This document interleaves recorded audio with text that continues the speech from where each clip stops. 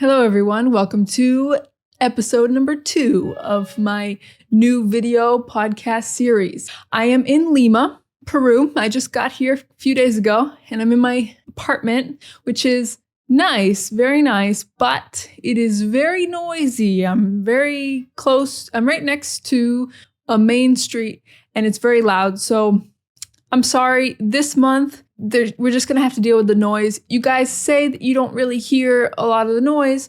That's great. I try to minimize it in the audio editing, but because this place is so loud, it's even louder than the last place in Medellin. I think that you will hear some of the noises. So I'm sorry about that, but that's just the reality of like living in a city and living in a place. Before I book an apartment, I don't know how loud it's going to be, how quiet. I thought this place would be quieter, but yeah, that's just life. So I think it helps if you don't use headphones. If you want to use headphones, that's fine. But if you don't use headphones, I think you don't hear as much of the background noise, but I don't know. But I like using headphones when I listen to stuff. So yeah, you do what you want. But anyways, if you're new to my new style of making videos, if you didn't watch the last episode where I talked about my 4 years in the Amazon in Ecuador, living in the Amazon.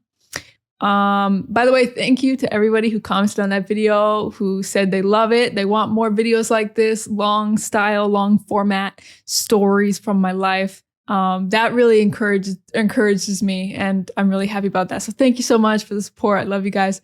Yeah, so if you didn't watch that video, basically my new style is just recording myself talking for a while. Some videos are going to be like just podcasts, just like this, just talking from my mind. Some are going to be more like typical English teaching videos that I do. But the difference is that I'm not going to be editing, because I always film myself for a long time and then I edit it and I get rid of everything to make it like super fast and jumpy and to hold your attention.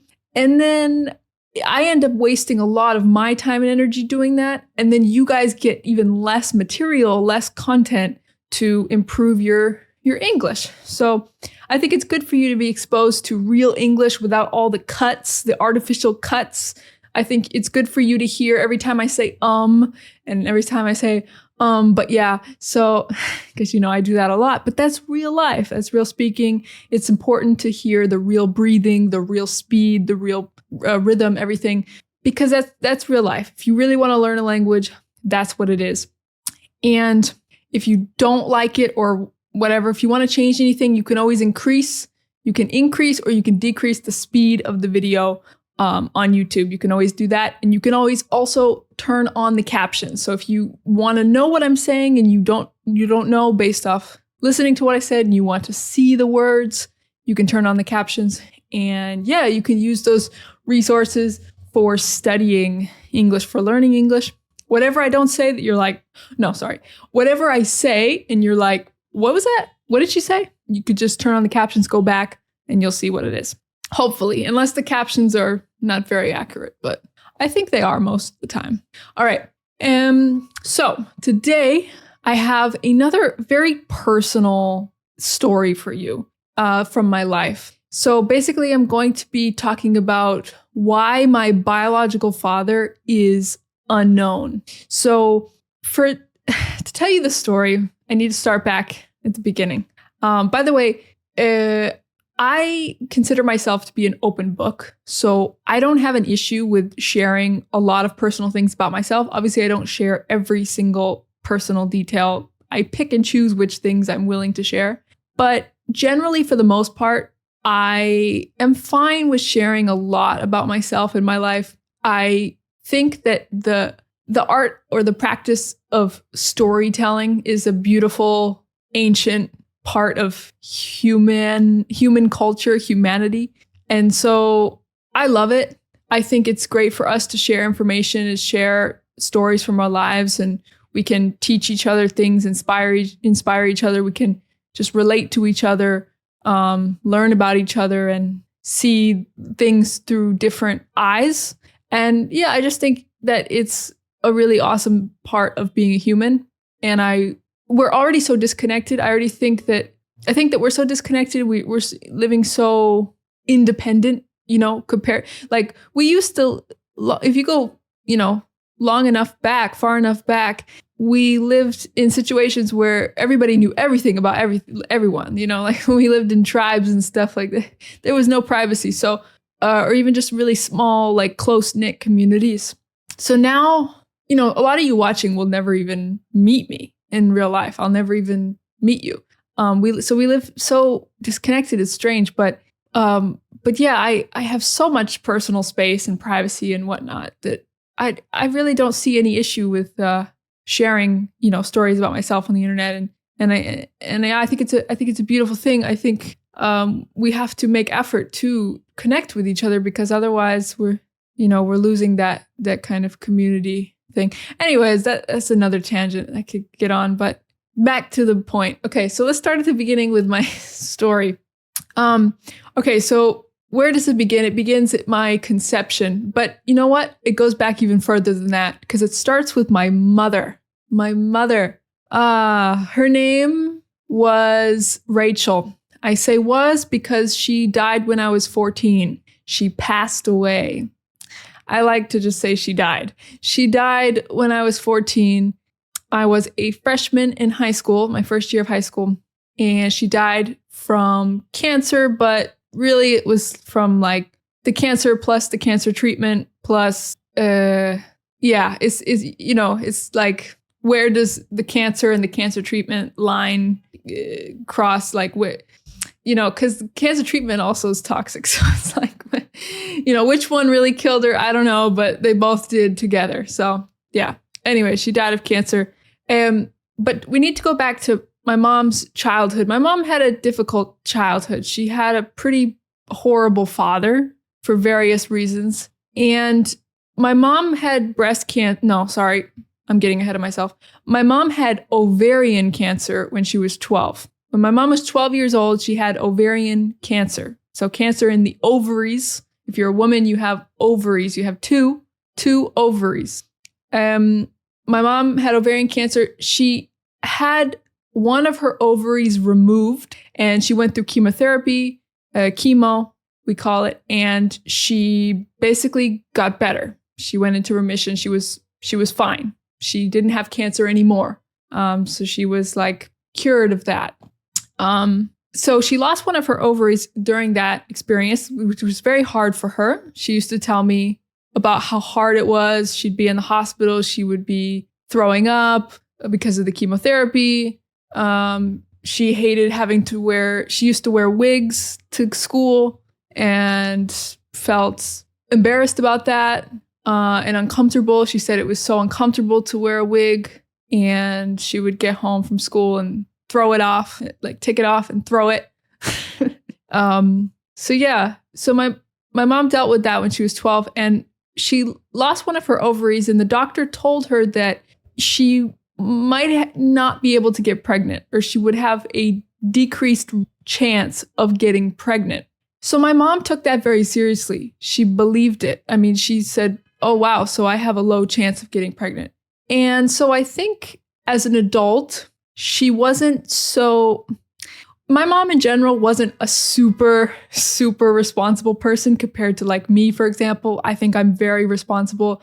My mom wasn't the most responsible person in general compared to me, but I think she was extra irresponsible as an adult because she thought that she probably couldn't get pregnant. And so I think she didn't really try to use like birth control, for example. So my mom got pregnant with me, and it was a miracle for her. She was very happy because she wanted to have kids, but she wasn't trying. It was still like an accident. I was an accident, but like a happy accident because she didn't think that she could get pregnant. And she was 27 and she felt like she was ready, even though her life was kind of a mess, but she had a job and she was a teacher. And she felt like she was ready and she wanted to have a child. So she was happy about the surprise pregnancy, and she learned that she can get pregnant. So when my mom was at this age, before she realized she was pregnant, she was going through a hard time. My mom had a lot of personal issues her whole life. Which a lot of it is from the childhood, but yeah, it's complicated. But my mom overall had a lot of personal issues, emotional issues, and so she was going through a time in her life when she was around 27 where she was. I think my mom did have a problem with alcohol, and I think she was partying a lot. I think she had this on and off relationship with this one guy who she was not compatible with at all, but was kind of obsessed with him, like kind of was attached to him, but they would fight all the time. And so they had this on and off again relationship, we call it. So sometimes they're together, sometimes they're not. On and off again. My grandma always says they were like oil and water. They didn't mix. But yeah, she had this kind of obsession with this guy. But so when they were not together, she was like partying and meeting other people, hanging out with other people. And so during this time, she got pregnant with me, and she didn't know who the father was. She wasn't sure who the father was. So instead of doing the responsible, mature thing, which is what I think I would do, is say, okay, honestly, I don't know who the father is. So let's wait until the child is born. Let's take paternity tests. Let's figure it out before we make any assumptions. But my mom, I think that she thought I was the child of a particular guy who was only in my state temporarily. He was like on vacation, but he was going to leave. So my mom thought that wouldn't be a good father for me because he doesn't live there. He's going to leave soon, and he lives far away. And they didn't have a relationship. So she made the decision to tell the man that did live there, the man that she was obsessed with, that he is the father. So she told this man, let's give him a name. It's not his real name because I want to change the names here, but just so that we understand the story, let's give some names here. I didn't even think about this. Whatever. We can call my mom. Her real name is Rachel. We can say that. Let's say my mom's name is Rachel. I want to use her real name, but we'll give a fake name to the other people. So, yeah. So let's say Vincent. Vincent is the guy who lived somewhere else that was leaving. And let's say that William. Let's say William. I'm just thinking of random names. William is the guy who she was obsessed with and who was living there. So she thought that Vincent was the child, but she was the father, sorry. But she told William that he was the father.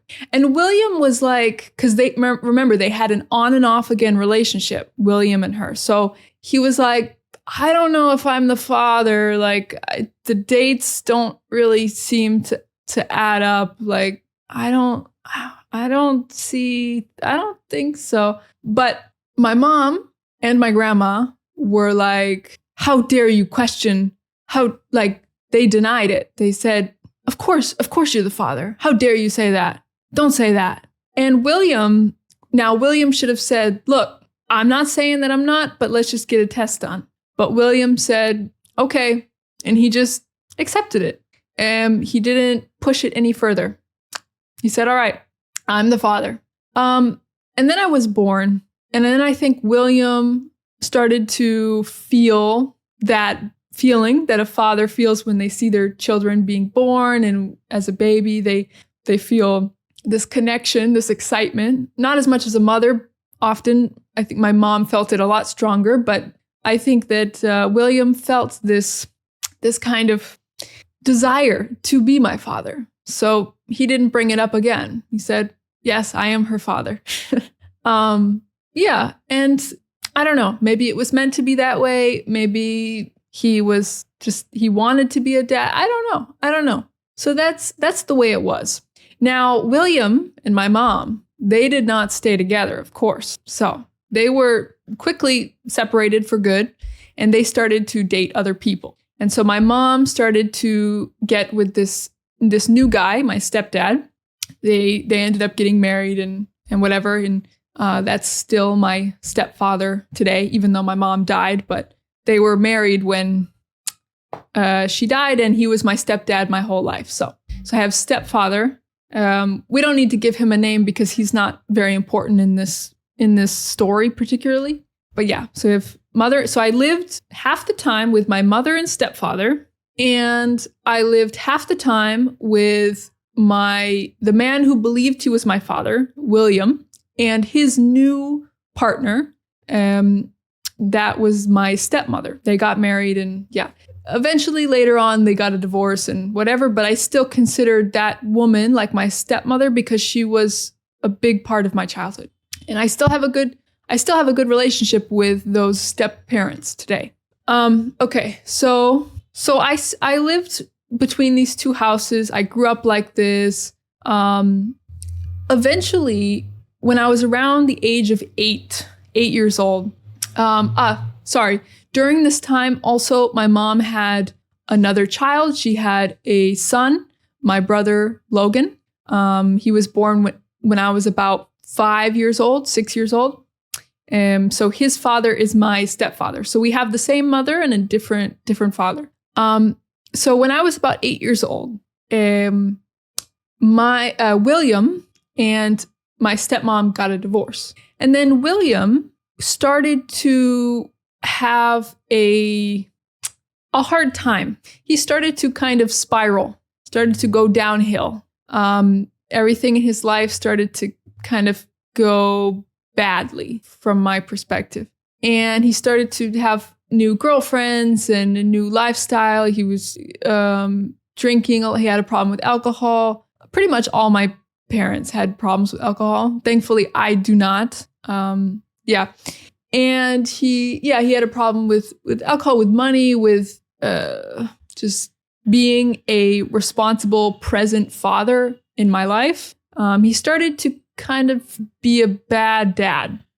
Like he was good before, and then he started to be kind of bad. But I don't know. When I say he was good before, I think he did the minimum of what he did, the normal thing that is required to be a father. I don't like when people praise men for doing things that is just part of being a normal father, you know? Like women do so much as mothers, and they don't get the same praise often that men who do like bare minimum father things with their kids get praised about. They get praised for normal stuff. So he was just being a normal father. But when I was around 8 years old, he got a divorce, and he started to actually be a bad father. His life just got kind of messy, and I didn't really want to live with him anymore. I didn't want to be a part. I wanted to see him sometimes. I still wanted him in my life, but I didn't want as much as before. And I was starting to get really upset by his behavior because, you know, he would tell me like, oh, we're going to hang out next weekend. And then he would never show up, stuff like that. So I started to get, or a lot of things happened. You know, I would say how I don't want to stay at his girlfriend's house, and he would get mad at me. And, you know, just he started to be a bad dad, basically. When I would confront him about it, he never took responsibility. You know, he never acknowledged that I was right.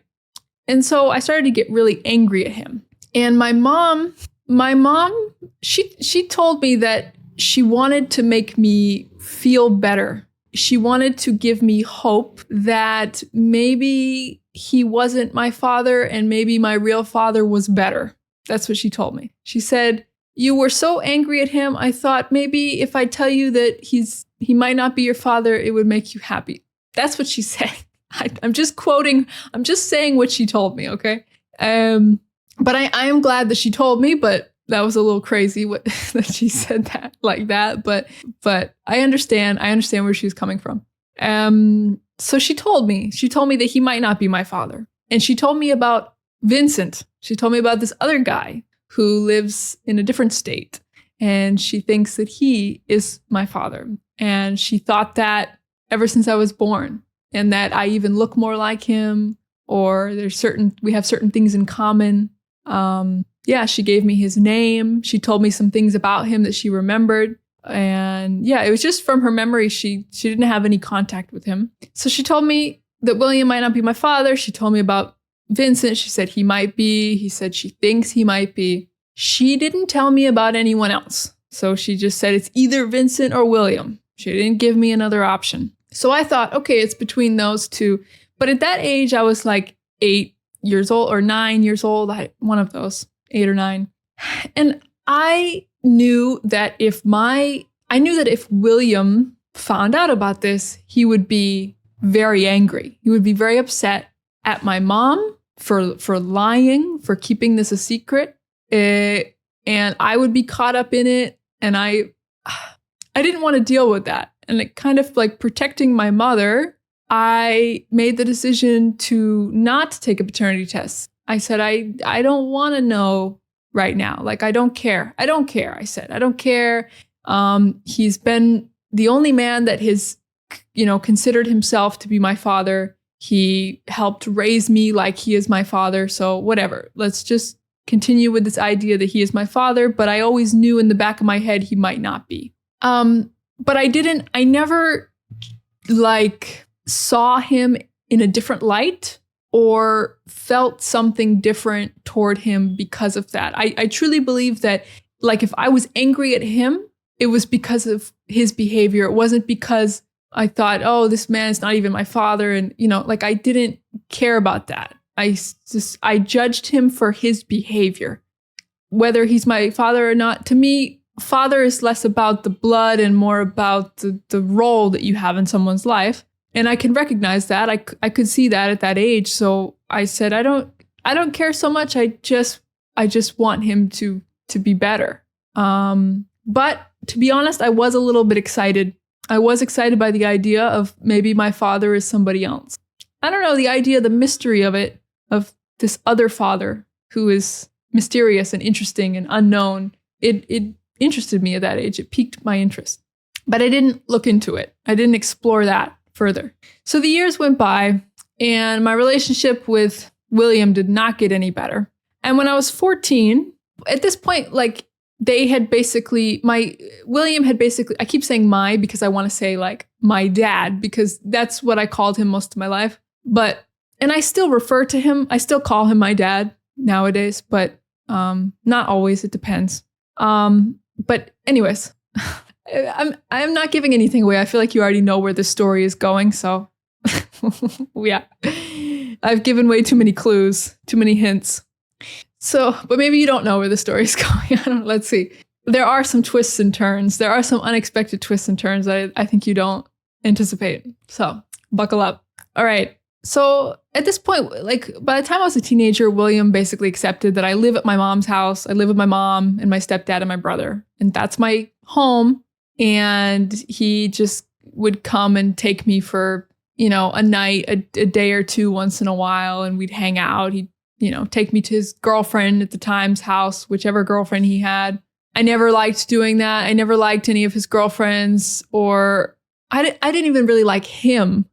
But it was my dad's, I tried to make the best out of it. But yeah, I just didn't like these kind of people. I felt like I had nothing in common with them. They're people. At the end of the day, they're people, but people are people. We all can relate to each other in some way. But I just felt like I had nothing in common with these people, and these people, I would never hang out with them if I didn't have to. I felt obligated. Yeah, and usually their house smelled like cigarettes, and it made all my clothes and hair smell like cigarettes. And yeah, I just didn't like a lot of things about that.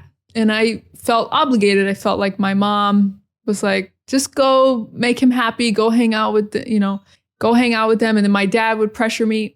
William would pressure me, and my mom would pressure me, and everybody would pressure me to hang out, to go spend time with William, with my dad at the time. And I think that is so wrong. I think that is so wrong to pressure a child to spend time with a family member that they don't want to spend time with. I don't care if it's your father or mother. I don't care who it is. You should never pressure someone. You never pressure a child to hang out with. I think it's horrible, honestly. But that's how I felt. And that's what was done. And yeah, I mean, I have a long list of things I disagree with my parents about, with the way that I was raised and the way that they are and whatever. I am very different than my parents. A lot of things they just didn't understand that I understood. Yeah, a lot of, they had a lot of issues that I don't have. Maybe I was born different. Maybe I learned from their mistakes. I don't know. But yeah, my parents had a lot of issues and they didn't really know what they were doing. I mean, nobody really does, but they really didn't know what they were doing. So yeah, I think I'm a lot more qualified to be a parent, but we'll see. I don't have my own kids yet, but my mom always used to like to remind me about that. You'll see when you have your own kids. Yeah, but we're different. We're very different. I am very different than my mom and everyone in my family. I am super different. The choices I make in my life. Yeah.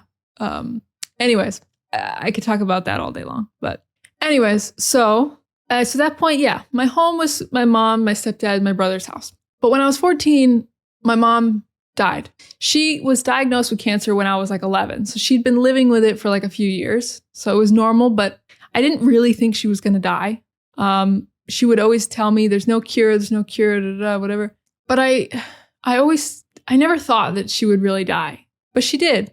And at that point, what am I saying? What's his name? Oh yeah, William. William, when my mom died, William tried to get me to go live with him and his girlfriend or wife or whatever at the time. I don't remember.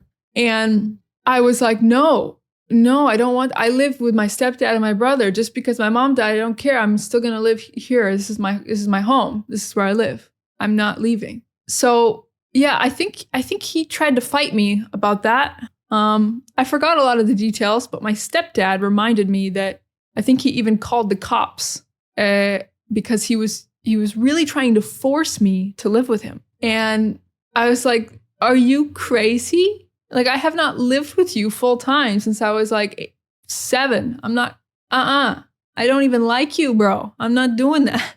I don't even want to hang out with you for 3 days. What do you mean live with you? You freaking crazy? But eventually once he saw that, like, I think he called the cops and the cop was like, she lives here. She's fine here. I can't force her to go live with you, bro. Like, this is her home. Like, just because her mom died, she's still living with her brother and her stepdad, and she wants to. So then he backed off, he backed down. And then, because he was forced to, basically, he had no choice.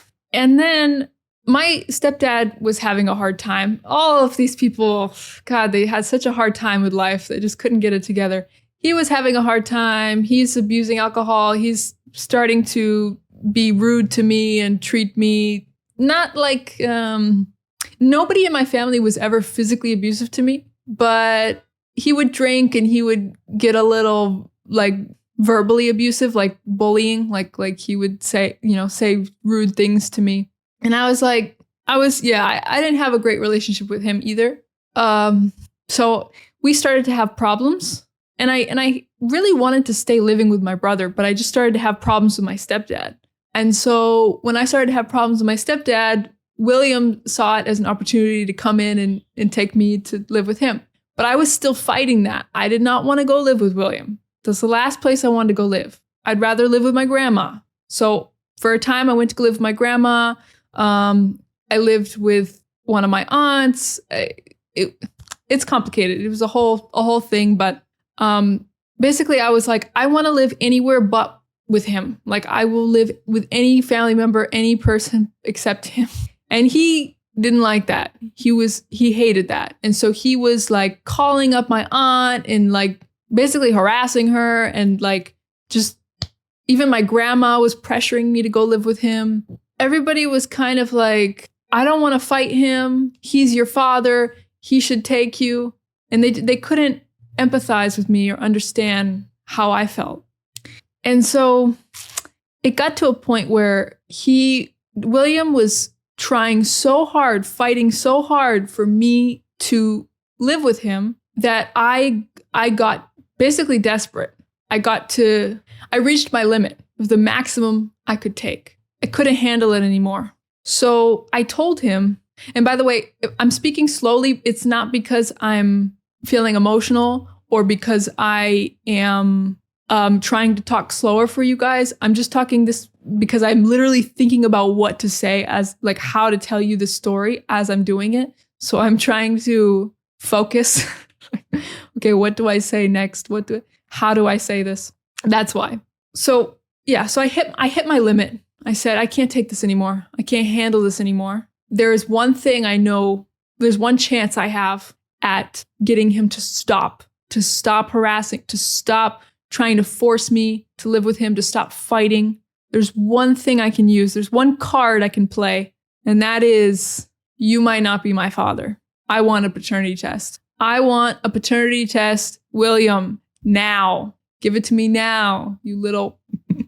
And so I wrote him a letter and I told him, and he was all emotional and stuff.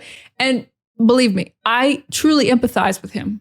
I can't imagine at this point I was 15 years old. 15 years later, after thinking that I'm somebody's parent, that I'm somebody's father, to find out 15 years later that I might not be their father or that I'm not their father, crushing. I mean, obviously it shouldn't change the way that you feel about the person, like, that you should, the way you want to still be their father, but just to find that out is, I think it's devastating. It's very upsetting. And yeah, I mean, I can't imagine. I mean, I empathize with him for experiencing that. I'm sure that was very hard for him. I think it's still hard for him years and years later. So that was very hard for him to realize that he might not be, but he agreed. He agreed to do it, to get a paternity test. And so we did it. We went to a lab and we did it. And then we waited patiently for the results. And I'll never forget the day when he picked me up with his new wife or whatever. I don't even know, it's like, I don't care. Wife, girlfriend, whoever it was. What was her name? I don't even know. I remember. I'm kidding. I just didn't like her. But I didn't like him either. So don't get it twisted. I'll never forget when they picked me up, and there was kind of like I knew that this was the day they were going to give me the results. And there was this kind of tension in the air, this kind of silence, awkward silence, tension, something in the air when I got in the car. But I'm just like, okay, like secretly I was like thinking, probably he's not my father. They want to tell me in person because he wants to say, oh, but I still feel like I'm your father, and he's going to do this emotional thing. And I need to just, even though I'm probably going to be happy, I need to just pretend, like, be serious and be respectful, because I understand that this is hard for him. So I was just like, hey guys, what's up? How you doing? Blah, blah. Trying to be civil, trying to be respectful. We go to a restaurant. We sit down at the restaurant. The waitress takes our order. And then after, he told me the results were negative. He is not my father. William, you are not the father. And I immediately was extremely relieved, extremely happy. And that tells you everything you need to know. But I didn't want to show this joy. So I just tried to maintain seriousness. Like, okay. And he's telling me, but this doesn't change how I feel. And, I'm always going to be your father. But yeah, he's telling me how he got really mad at my mom. He was swearing about my mom, and he was angry toward her, which is reasonable, justified. Of course, he has every right to be angry at my mom. Thankfully, she was not there. She already died. So, because if she was alive, she probably would have never heard the end of that. And yeah, she probably should have had to face that consequence of her action. Yeah, she should have. That was so wrong of her. But, well, she avoided that one. And then William asked me, like, why did you decide to bring this up now? Why did you decide to tell me now and to do all of this now? Why now? And to me, I'm like, bro, isn't it obvious? Like, isn't it obvious you're being like a tyrant and this is the only way for me to break free from you? But I told him, like, oh, I just wanted to know. I'm just curious. Just curious. Just curious. Like, bro, are you stupid? Are you stupid? Obviously, you're an authoritarian prick. You're an asshole. Like, you're so messed up. I hate you. The hell? Of course I'm happy about not being your biological daughter. You can't act like you can control me, even though you're still on my birth certificate. He is. He's still on my birth certificate, and I still have his last name. So, but yeah, but I was okay because I knew this was hard for him, and yeah, I spent a good amount of my childhood with him. So I was okay with continuing, like, to call him dad and to treat him like my father. But I just wanted him to know that, like, legally, he doesn't have the right to force me to live with him. That's all I wanted. You could be my dad and take me to go get ice cream and whatever. We can haha and have dad-daughter time, but do not force me to live with you. So I got what I wanted. That's what I wanted. And yeah, so after he told me, we were in the restaurant, right? And I go to I say, I need to go to the bathroom. So I go to the bathroom and I'm in the bathroom by myself. And I'm just like, yes, thank you. Oh my God.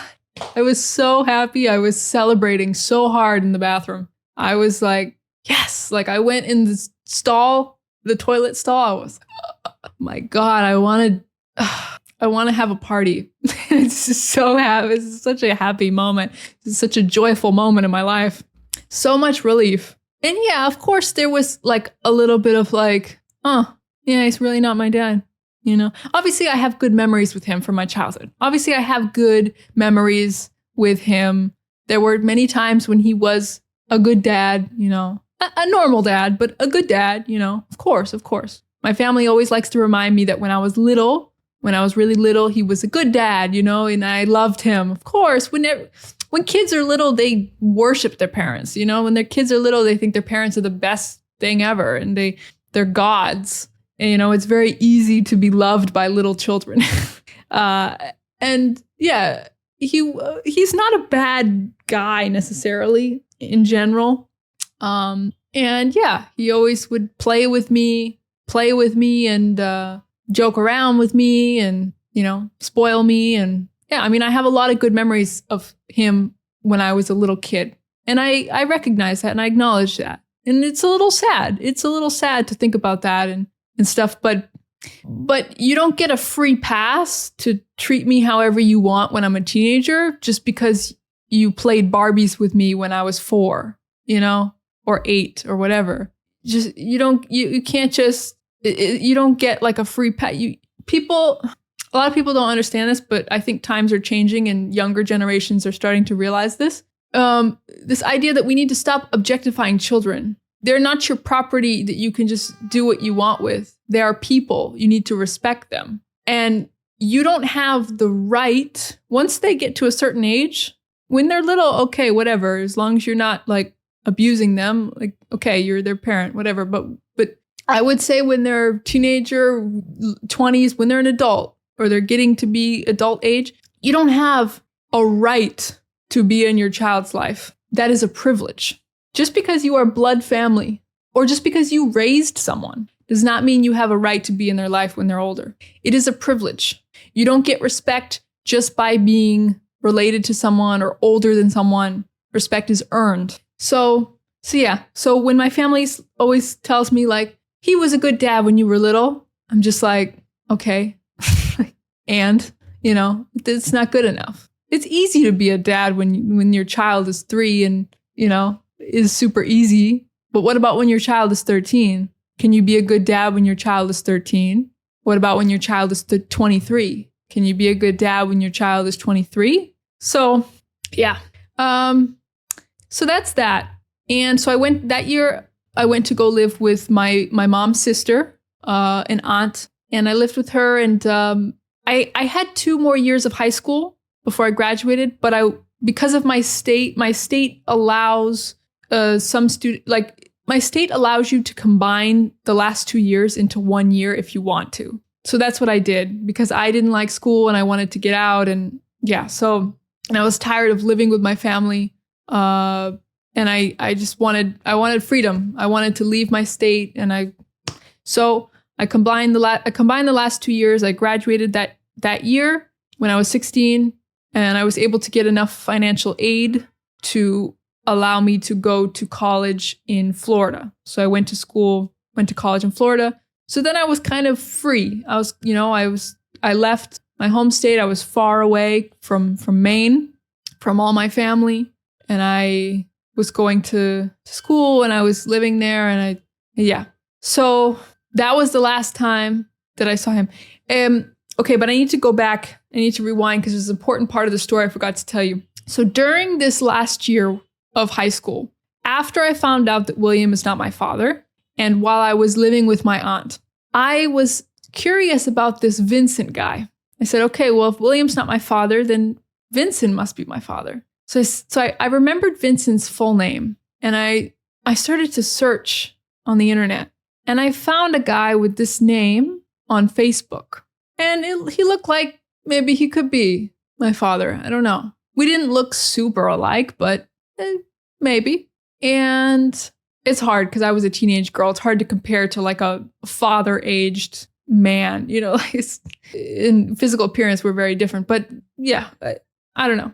My aunt said we looked alike. I didn't really see it. But anyway, so I contacted this guy and I asked him if he remembered my mom. And he said he did. So I said, okay, so this is the guy then. And I told him everything my mom told me. And he obviously was surprised, but I think he reacted pretty good. He seemed like a very genuine guy. He seemed to be genuinely interested, happy. He was happy to talk to me, to get to know me. He thought there is a chance I am your father. He was living in a different part of the country. He had his own family. He had 2 kids that were younger than me, obviously. And yeah, so we started to talk, like to get to know each other. We started to talk on the phone like multiple times a week. Like he would call me after school and we would just talk. I don't know why we talked so long before getting a paternity test. I think we were trying to figure out how to do it because we were in different places, but I was waiting for him to figure it out. I think he was busy with a lot of things going on, but he made time to talk to me and get to know me. And he seemed like a cool guy. And I was like, oh, this would be cool if he was my dad. Like I wasn't looking for a father figure. I never was looking for a father figure. I just wanted to know who my biological father was because I was interested in knowing what he looks like, what his genetics are, what his personality is like, because I would like to know who my biological father is so that I can see how we compare, what we have in common, what things I might get from him. I think that's interesting. Who wouldn't know? Who wouldn't want to know who their biological parents are, right? Just out of curiosity. But I wasn't looking to like live with him or move to where he is or like, I don't know. And so finally he ordered a paternity test. And so how it works is it's like through the mail. So they send me a little test. So I take a swab of my saliva or whatever, and I mail it out. And so we did that kind of a thing because we were living in different places. And then finally we got the result and it was negative, which means he is not my father. And we were both very surprised because like I said, my mom never gave me another name. So I didn't know, well, if it's not him, who would it be? Everybody was shocked. My aunt, my grandma, like everybody was like, I don't believe that. To this day, I think my aunt and grandma think that he somehow faked it, or they think that he faked the test or he did something to mess it up. But they never really talked to him. I talked to him for months. Yes, I was 16 years old. And you never know. Somebody might seem like an honest person and then they're really not. I don't think he faked it. They think he faked it. I don't know. But he seemed very surprised by the result. And so he decided to order another one.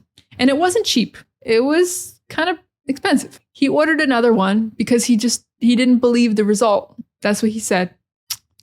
And so we took another one, came back negative. So at this point, it's kind of like you just have to accept this guy is not your father. Unless you're my aunt or my grandma, they still think he is. They think he faked it. I think they're in denial, and I don't really know if they still think that, but I think they just didn't want to accept that my mom had many partners at the time, and she was not doing well. And there's more than just two options of who my father is. But I believe it. So it was a little sad because I think even this guy, Vincent, he was like seemed a little disappointed that he's not my father because he'd been talking to me for months and he thought we had a lot in common. And I think he was a little disappointed, but he was like, okay, well, life goes on.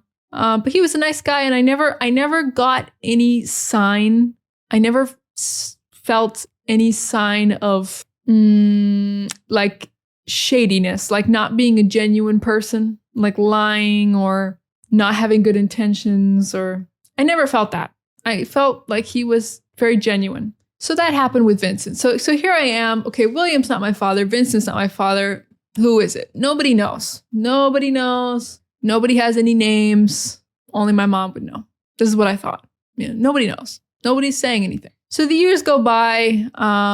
Like I told you in my last video, I went to Florida for a few years. I moved to Ecuador. I lived in the Amazon in Ecuador for years. I didn't go back to my home state. I didn't go back to Maine until 10 years later, until I was 26. I left when I was 16. I went back when I was 26. That is when I started to try to rekindle my relationships with my family members. I started to try to start over, clean slate. Let's start over. What happened in the past? What happened in the past? I'm older now. 10 years have gone by. I've gone through healing and growing up, and I think I've dealt with some of my trauma and whatever. I understand that we are very different, and my family members did a lot of things that I would never do. But everybody is living for the first time. Everybody is living for the first time in this life, in their current body. Even if you believe in reincarnation, everybody is, was born very recently, at least in this lifetime. And so we all are just trying to figure out life as we go, and we all have different experiences, and we all make different decisions and think differently and whatever. So I'll never forget things, but I forgive my family for everything that they ever did that I didn't like or hurt me or whatever. There's so much more to the story, obviously, of my childhood that I didn't share, because that's not what this video is about. But I had a pretty good childhood in some ways, but in other ways, I had a pretty rough time. Childhood was very hard for me. I don't for a second wish I could be a kid again. You know how some adults wish that they could be a kid again? I don't wish that for a second. The freedom that I have as an adult, the peace that I have as an adult that I couldn't get as a child. There are no words. I felt like a prisoner as a child. I felt like I was forced to live with people and live in a certain way that I didn't want. So yeah. So I struggled a lot in my childhood, and I went through a lot, and I needed those 10 years. I needed those 4 years in the Amazon to just scream into the jungle and sleep in the jungle. Yeah, so the years went by, and at 26 years old, I went back. I did a big family visit, and I gave everybody a fresh chance. And now I'm 28. I'm turning 28 this month. And I think I have a good relationship with everybody except William. And I'm not going to get into this too much, but all I can say is I tried to give William another chance, a clean slate, like I gave everybody else. My stepdad, my stepmom, my aunt, my grandma. I tried to, hey, nice to meet you. Let's start over. I did. I really tried. But I tried to talk to him on the phone. I even tried to hang out with him in person. And I just couldn't do it. I tried and I couldn't. I can't. made me very upset for a lot of reasons. And I just realized that, as a kid, I felt forced, I felt pressured to hang out with this person, to talk to this person, whatever, to have this person in my life. And I don't want to, as an adult, continue that pressure, continue to pressure myself or to let other people pressure me to maintain a relationship with this person that I don't want in my life. So I made the decision to cut ties with William, not because he's not my father, but because of our relationship or lack thereof. He's just someone that I don't want to talk to. I don't want to hang out with. He's not all bad. Of course, there are good things about him. He's not a bad person necessarily, but I evaluated all the evidence. I thought about everything that I've ever learned about him, seen from him, witnessed, and felt. And I decided that it's unfortunate. It's unfortunate, but I need to do what's right for me. And it is a privilege to be in my life. And unfortunately for him, I don't want to give him that privilege. So, yes, I don't believe this thing that, just because they are your parent or your blood family or whatever, just because they were part of your childhood, you can't cut them off. You can't do, I don't believe that. I don't believe in that. Yeah, that's not what I would teach my children. And if I have kids, I don't want him in their life anyways. So I made that decision to cut ties with him, to not talk anymore. And he probably thinks that a big reason is because he's not my biological father. And that's unfortunate that he probably thinks that because that's not true. But if that makes him feel better, so he doesn't feel like it's because I don't like him as a person, because that's really what it's about. I don't like him as a person and I don't want him in my life. It's not about, so yeah, it's not about being my biological, it's not about relation. My stepdad is not biologically related to me. And even though my stepdad and I haven't always had the best relationship, I want that man to be a part of my life. And I would never cut ties with him because I actually enjoy talking to him and hanging out with him. I think he actually adds to my life instead of takes away. So it's not about, same thing with my stepmom. So it's not about blood relation. But anyways, so however he's processing this is his business. I don't know, but obviously he's probably very upset about this. I sent him a message and that I am ending the relationship. And yeah, he's probably very upset about it, emotional, angry, whatever. And so probably out of desperation and all this emotion and whatever, he ended up reaching out to my aunt, my mom's sister. And, they don't talk, but he probably had her number and was like, let me text her. So he texts her and he sends her the message that I sent him. And he says, like, kind of playing dumb, like, I don't know what this means. Like, can you help me figure this out? Like, and my aunt is like, my aunt is very, she's just like, it is what it is. Like, she's a very logical by the book kind of person. Like, yeah, she was just like, well, William, it looks pretty obvious what this is about. She clearly does not want a relationship with you. So yeah, it's not rocket science. And he's like, okay, yeah, that's what I thought, but I wasn't sure. And yeah, I mean, I think my aunt, because she is a mother and she knows, I think she has empathy for him too, because obviously I empathize with any parent whose child does not want a relationship with them, because I know that hurts. That probably hurts like crazy, but I think that the child is justified. I think if a child, no matter what their age is, when they're an adult, if they don't want a relationship with you, even a teenager, if they don't want a relationship with you, I mean, even any age, even a child. Yeah, no matter the age, if any child does not want a relationship with their parent, it's the parent's fault. It's never the child's fault. It's the parent's fault. Because why would they not want a relationship with you? Children want relationships with their parents. So to get to that point of deciding, nah, it's not worth it, it takes a lot to get to that point. So that's on the parent to spend some time reflecting on how they let it get to that point. It's usually not one thing. It's usually many things accumulating. So yeah, so my aunt probably empathizes with him, but at the same time is like saying, Lau is totally justified in her decision to do that. Sucks for you, William, but she can make that decision. And it's not like I made that decision. I gave him so much time. I didn't make that decision when I was 18 and like just angry and, no, I waited until I was 27 years old. I thought about this for a long time. I gave him many chances. And I spent a lot of time thinking about this decision. And so it wasn't a hasty decision. It wasn't a decision made out of, it wasn't a quick decision.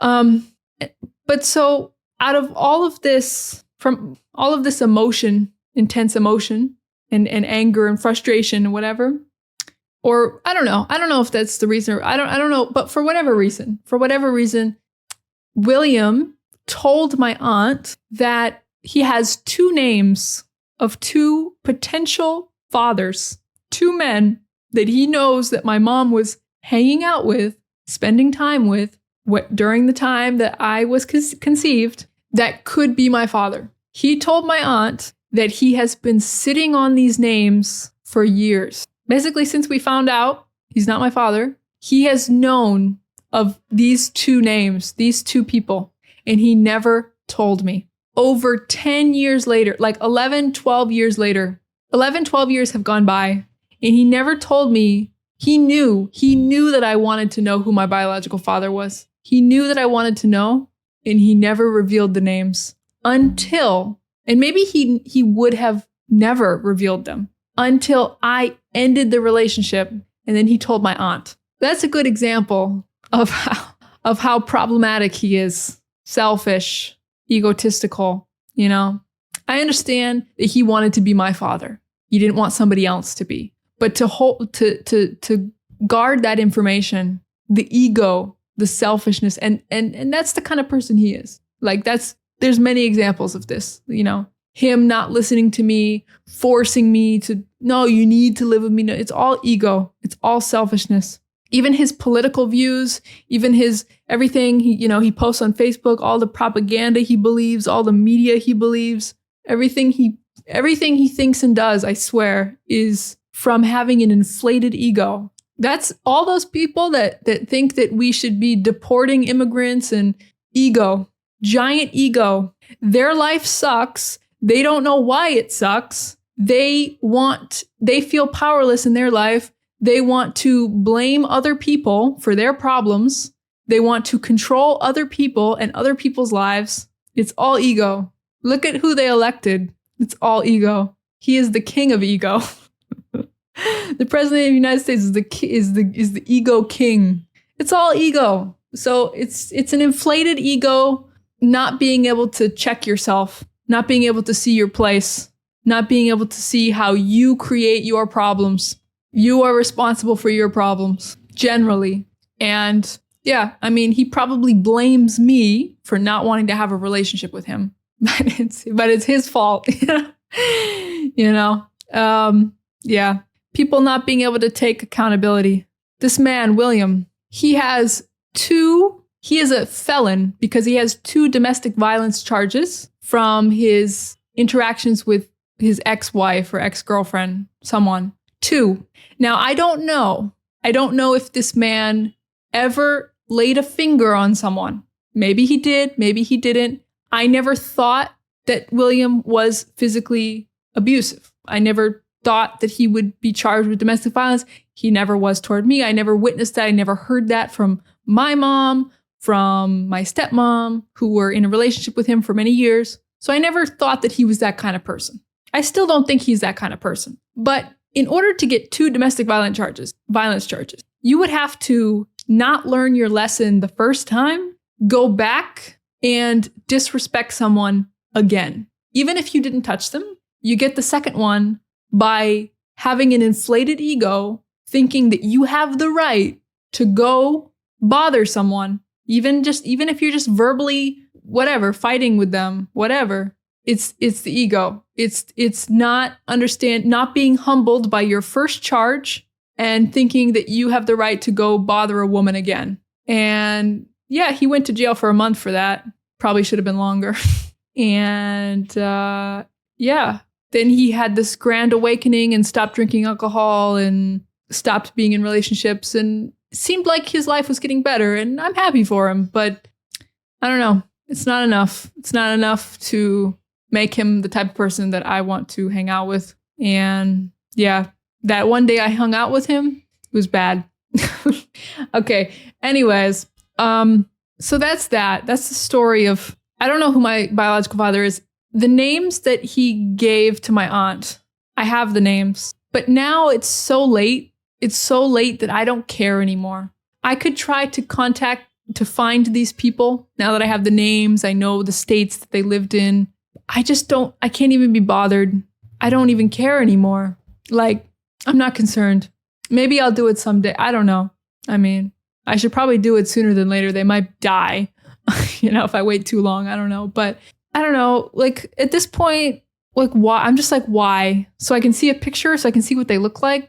I mean, yeah, I'm curious. I still want to know, but like, I don't know if I want to put in the effort to try to find who these guys are. And then not only would I have to find them, we'd have to do a paternity test. And I don't even live in the United States. And I don't want to do all that. I don't want to do paternity tests again. I don't want to. It's like, I just don't care. I don't care. So I've just accepted that I don't know who my biological father is, and I'm never going to know. I'm never going to know.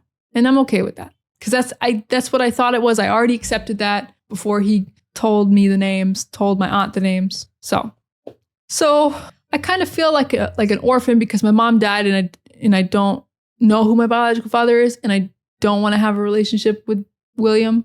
But that's my choice, and I have my stepmom, my stepdad, my aunt, my brother, my grandma, and I'm happy with those family relationships that I have. I'm happy with that. I feel good with that. And yeah, so I just wanted to share this story because I don't know. I think it's an interesting story, and you could probably learn a lot of English from it. And I've never really told the whole story from beginning to end like that with the latest updated details as well, because I just got the names. Like, my aunt just texted me like a month ago or something, the names. So this is new. This is some news. So yeah, I've never told the whole story like this from beginning to end all in one go. So I kind of wanted to do it. And yeah, it feels good.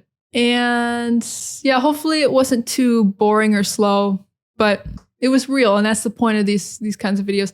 And if you don't like these kinds of videos, well, I think if you've made it to the end, you probably like this kind of video. But I probably should have said this at the beginning, but if you don't like it, I will make other videos like more English teaching style also. But I wanted to make some kind of podcast style videos. So, and a lot of people seem to like it. So once again, all of you who are telling me that you really appreciate and enjoy this format, this kind of video, and you like the stories, the story time in English, I am happy to provide.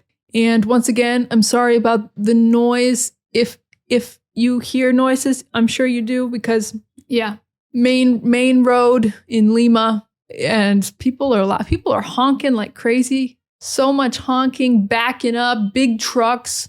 I don't know why it's so loud right here, but it is. And the windows, the noise is coming from behind. It's because over there is like a kitchen, and there's windows that are like really thin, and they don't really fully shut like well. There's like, and they're too thin.